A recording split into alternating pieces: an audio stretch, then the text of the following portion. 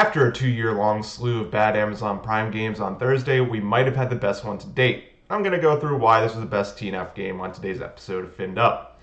Yeah, here we go. Julie, do the thing. There's the dunk and the shoulder right there. Damon Shelton got Finned up.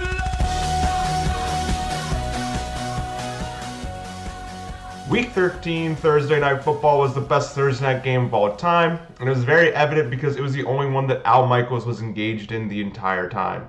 You all use your Twitter fingers to say mean things about Al, like he's old or he doesn't have it anymore, but that couldn't be further from the truth. He just hates bad football and won't care to pretend that it's good, and that's a man I respect. This was most evident by him hilariously shitting on the refs the entire game for throwing a flag every other play. Last night's game was also an all-time alphabet game with players DK, CD, JSN, and Jake F to the E to the double RG. He's Fergalicious, all having touchdown receptions. Now, some of you may be checking the box score right now and saying to yourself, Jackson Smith and Jigba didn't have a touchdown. Well, he did. That was an incredible throw and catch, and it's a national tragedy that the NFL took it away from him because they need the Cowboys to cover the spread for the sports books they're in bed with. Unfortunately for the NFL, ball don't lie, and the Seahawks scored on the next play regardless. G. No Smith continues to not write back. Okay, that's the last alphabet pun for the year. I've reached my quota. He had a great game, and the Seattle wide receivers assaulted our taste buds with some bland cooking. Bland cooking.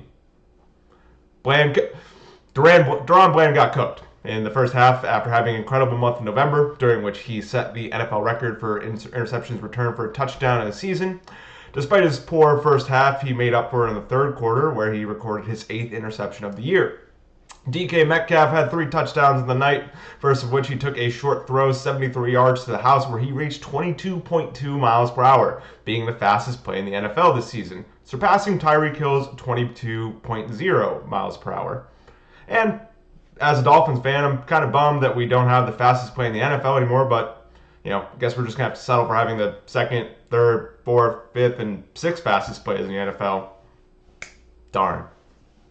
After a second touchdown, DK signed stand on business in American Sign Language. Due to their sign-stealing nature, I imagine this will be a popular touchdown celebration among Michigan players in the Big Ten championship game this weekend. There wasn't a single punt in this game either, and I feel like we've all earned that one after having to watch so many Jets primetime games this year. But the best part of the night was not even the play on the field. It was Amazon Prime absolutely roasting the New England Patriots when they put up their graphic previewing next week's game against the Pittsburgh Steelers. Amazon thinks the Patriots are so bad that they couldn't find a star player on the team, so they just put up Bill Belichick there next to TJ Watt of the Steelers. And it truly warms my heart to see the Patriots fall so far. This is what I've been dreaming of for the past 20 years. Now, I think I've given enough evidence as to how this was the best Thursday night game in 2 years, but I find the answer to why it was the best game to be more interesting. Almost all the Thursday night football games are on a short week where their teams play Sunday and then play again 4 days later on Thursday. But both the Cowboys and Seahawks played on Thanksgiving, giving them the usual week in between games, and their bodies had the usual amount of time to recover, and their minds had the usual amount of time to prepare. There was no catastrophic injury due to the short week this time around, like Joe Burrow 2 weeks ago, or Jalen Phillips last week on the Black Friday game. Not having to turn around that quickly and play another game so quickly is better for player safety. But the NFL doesn't actually care about player safety and just wants another night of TV ad revenue. Therefore, it will continually get a poor product in these games and more player injuries as a result, and so we should all relish in the fact that we not only got a watchable one, but a good one. And one quick thing before I end the video, I've gotten over 10 subscribers on here, which I know is not a lot, but the fact that 10 people want to take time out of their day to watch and hopefully laugh at my videos is really cool, and so I appreciate that, and thank you all for being here and watching. Alright, that's the end. I will see you after the Dolphins game. I love you all.